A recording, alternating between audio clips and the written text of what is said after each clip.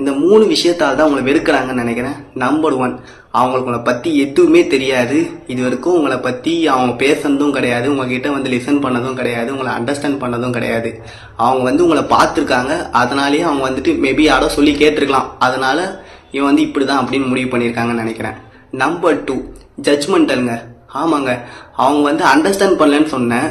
இவங்க வந்து பார்த்தீங்கன்னா யாரோ ஒருத்தர் சொல்லி கேட்டாங்க, கெட்டவன் சொல்லிட்டான்னு வச்சுக்கோங்க. சந்தோஷ் கெட்டவன் அப்படின்னா அவங்க மனசில் நான் என்னதான் போய் நான் எவ்வளோ நல்லது பண்ணாலுமே அவங்க லைஃப்பில் நான் கெட்டவனாக தான் இருப்பேன். அதை வந்து மாற்றவே முடியாது. நீங்கள் போயிட்டு அவங்களுக்கு எவ்வளோனா பேசினாலுமே அது வேல்யூவே கிடைக்காது. அதனால் அது பண்ணாதீங்க.